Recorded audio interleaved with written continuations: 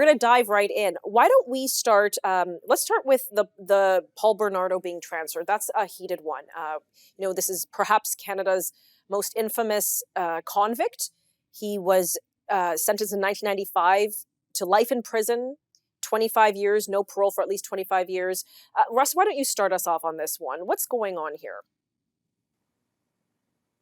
Well, it sounds, from what I've read, it sounds like it's about someone who believes in rehabilitation of criminals, and that assumption, we can contest that, and many do. And so, do we really want someone of the ilk of Paul Bernardo move from a higher security holding cell to a lower security holding cell?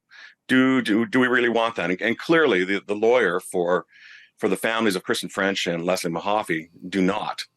Tim Danson was very clear in a multi-page letter that was not on for those families who are most affected. And it's just a very odd thing to do. Even the minister responsible for corrections is opposed to it.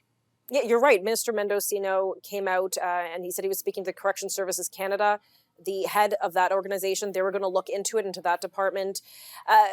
Rachel, is this a tone-deaf move here by Corrections Canada? I mean, I'm sure there's a process that has to be followed. Like, people have to meet benchmarks, or there's a time delay before one can get transferred. What is the concern here? It is a tone-deaf move, and I think it's unsurprising considering that we're seeing so many violent repeat offenders being let back out onto the streets right now. If you look at cities like Calgary and Vancouver, it's the same number of small offenders who are committing violent crimes again and again and again. So while Paul Bernardo is simply being transferred to a less secure prison, no longer the maximum security prison, he's still being transferred. He's still going to have a different experience in this prison. He should remain in that maximum security prison for the rest of his days. Russ, he's applied twice, Paul Bernardo, for parole, okay, in 2018 and 2021, denied both times. It seems there isn't such a huge difference between maximum and medium security prison. So what is really the concern here? I don't think he's going to be let out anytime soon. That doesn't seem like it's the case. But what is the concern? If this is the government policy, if this is the law, and this is the process, why should he be exempt from that?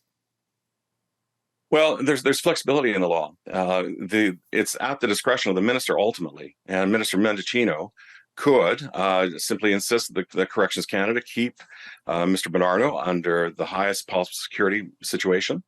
One of the first things that the Trudeau government did when they came into power in 2015 was to reverse the Harper government's action on the so-called faint hope clause, and they effectively brought the faint hope clause back in, and not that Mr. Bernardo has even a faint hope of being released. And what is a faint hope clause, it's just indicative of where the Trudeau government is, Mr. Trudeau and his cabinet are in terms of treating criminals.